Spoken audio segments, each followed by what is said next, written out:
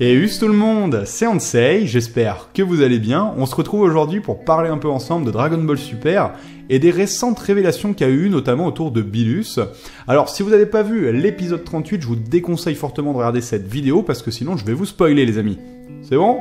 Bon, les récentes révélations, c'est notamment autour de Monaka. Donc on a découvert que Monaka, eh bien, ne valait pas un clou, hein. Donc c'est un combattant amateur amené ici, eh bien, pour faire office de motivation envers Goku et Vegeta, pour que ça motive Goku et Vegeta à se surpasser parce qu'ils savent qu'il y a un être encore plus puissant qu'eux, eh bien, dans l'univers 7. Ils ne sont pas les personnages les plus puissants de l'univers 7, sans compter, bien sûr, les dieux de la destruction ou Whis, hein. Bien sûr, on ne prend pas en compte ces deux personnages, on parle juste des combattants lambda, on va dire.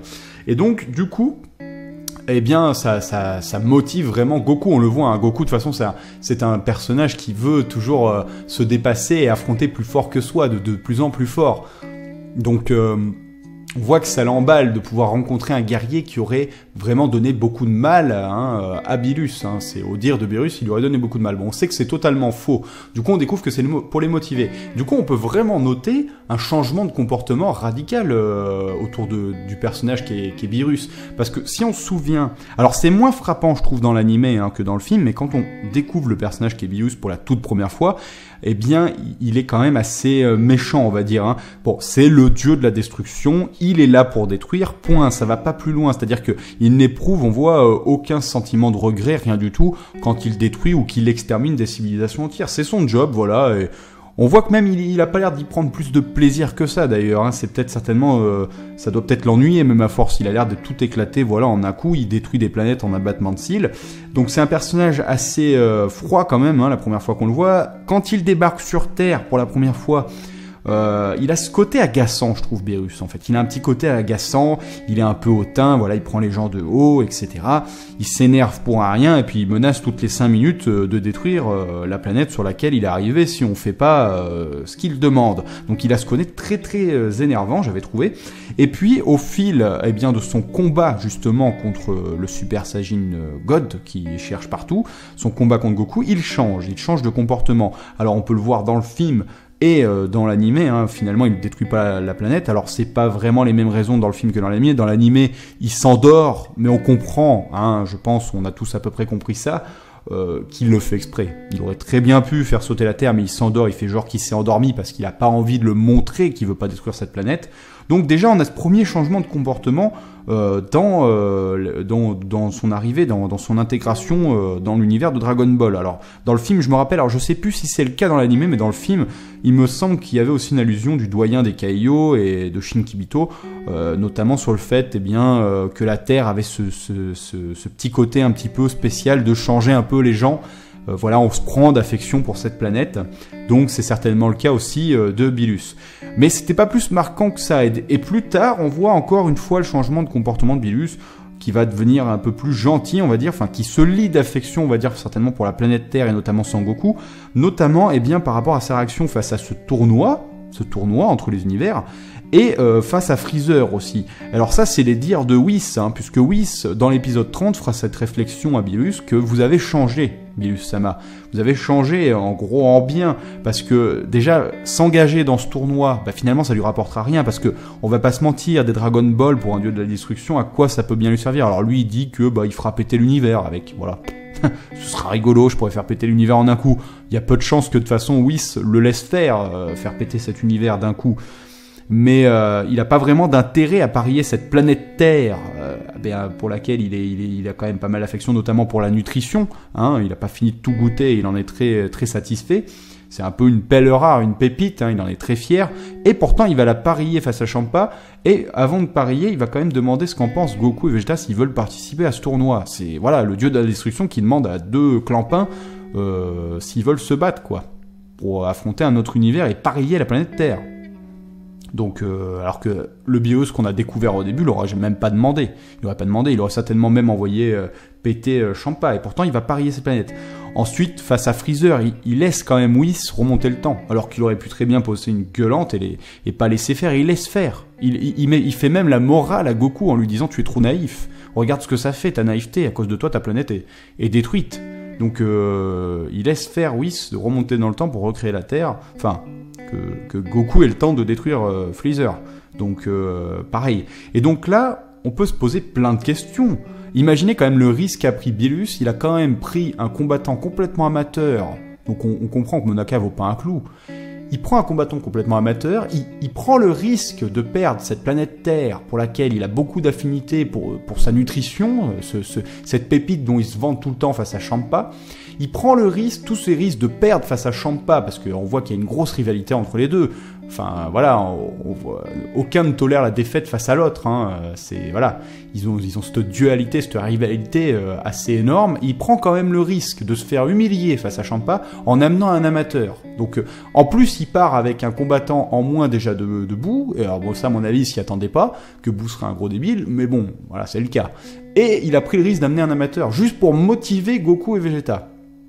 Alors pourquoi Alors moi je me demande en fait si Bilus, inconsciemment, il a pas ce petit côté Saiyajin, vous voyez, ce côté d'aimer le combat. Je pense qu'il aime se battre. Et je me demande si en fait il fait pas exprès de laisser Goku et Vegeta déjà s'entraîner avec Whis, qu'il essaye de leur trouver voilà cette motivation, qu'il compte sur eux pour le tournoi. Donc tout repose sur leurs épaules, certainement pour qu'ils se dépassent. Et je me demande si c'est pas pour qu'ils deviennent de plus en plus puissants pour pouvoir réaffronter Goku, voire les deux, pour avoir un meilleur frisson du combat. Je pense qu'il aime se battre. Le problème, c'est quand vous êtes au sommet, comme ça, il éclate des planètes en un coup, etc., bah, le frisson du combat, il doit plus trop l'avoir. Et le problème, bon, il pourrait l'avoir avec Champa, mais on voit que quand deux dieux de la destruction se battent, ça a des conséquences terribles pour l'univers. Alors c'est dommage, dans l'anime, ils nous ont pas montré cet affrontement, le premier affrontement entre Champa et Bilus, ils n'ont pas montré, ce qui est vraiment dommage, parce que dans le manga papier, c'est quelque chose de génialissime, où on voit quand même le degré de destruction que ça peut avoir quand ces deux-là se battent.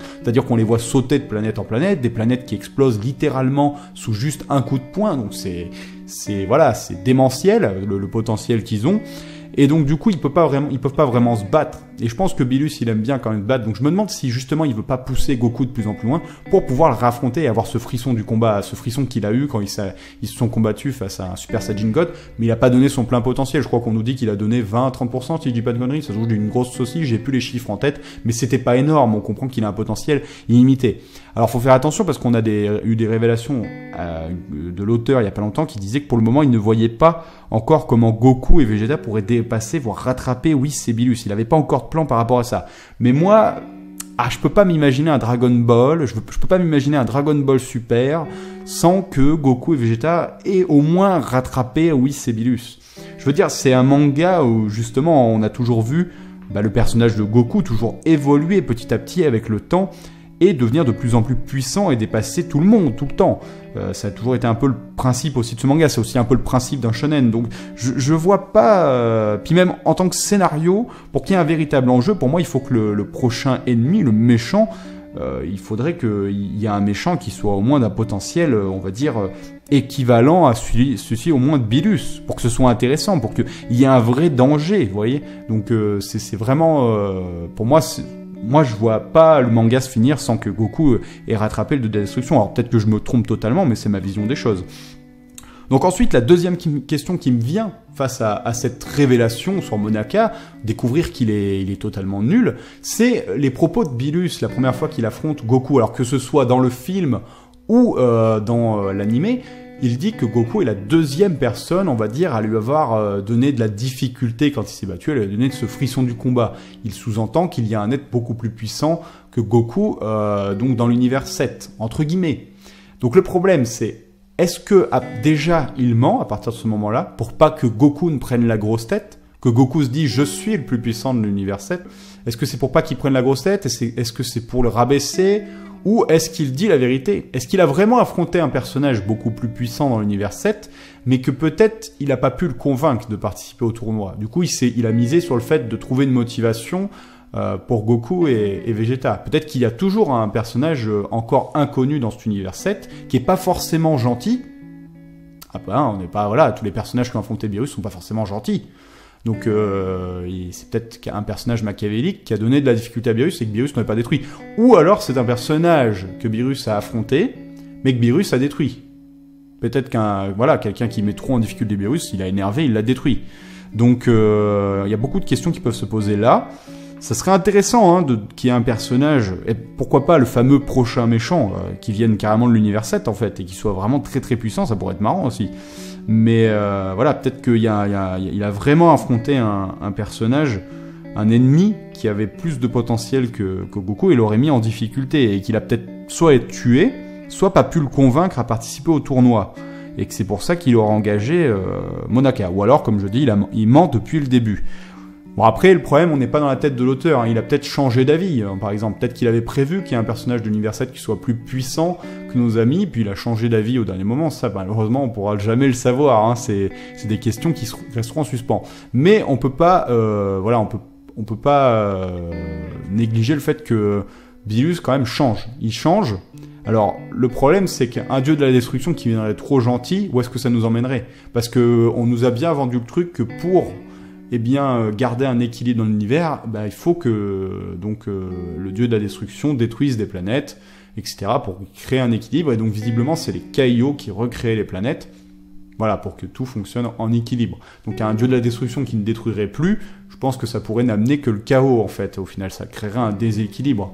Donc, ça m'étonnerait que le manga traite des sujets aussi forts, mais ça pourrait être intéressant de voir un Beerus qui devient beaucoup trop gentil. Alors, comment marche le poste de dieu de la destruction? Est-ce que des prétendants vont se présenter pour le défier, venir le détruire? Est-ce que même des personnages d'autres univers peuvent devenir dieu de la destruction d'un univers qui n'est pas le leur? Donc, ça pourrait être intéressant de voir un Beerus en difficulté. Ça, c'est quelque chose que vraiment, moi, j'espère voir dans le manga. C'est voir un Beerus affronter un personnage qui le mettrait vraiment en difficulté, voire qui le vaincrait, qui vraiment voir un Beerus déjà à plein potentiel, voir ce que ça donne. Et voilà, un Beerus en difficulté, ça pourrait vraiment être intéressant. Voilà, c'est à peu près tout ce que j'avais à dire sur ce sujet, mais c'était quand même quelque chose où je me pose beaucoup de questions et j'ai vraiment hâte d'avoir votre avis là-dessus. Est-ce que vous pensez déjà qu'il y a un personnage quand même plus puissant que Goku et Vegeta dans l'univers 7? Est-ce que vous pensez que Beerus a menti, mais que pourtant il y a quand même un personnage plus puissant que Goku et Vegeta dans l'univers 7, mais qu'il aurait par exemple pas pu convaincre de venir, ou alors qu'il aurait détruit? J'aimerais bien avoir votre opinion là-dessus. Moi, c'est des questions que je me pose et j'espère que le manga en répondra. J'espère qu'on aura des explications sur pourquoi il a pris un tel risque de perdre cette planète et de prendre Monaka juste pour pouvoir motiver Goku et Vegeta. Qu'est-ce qu'il attend d'eux? Et est-ce que vous pensez qu'il y aura un match retour Goku-Beerus? Moi, je pense que oui. Je pense que oui. Je pense que le manga Dragon Ball Super commence avec ce challenge. Donc pour moi, il faudrait qu'il finisse avec ce challenge. Que Goku arrive à match retour Beerus et que voilà, il puisse l'écraser. J'espère un retour Goku-Beerus, ça peut être très intéressant. Voilà les amis, comme d'habitude, je vous souhaite un bon manga, un bon animé. Je vous dis prenez soin de vous, à la prochaine. Tchuss.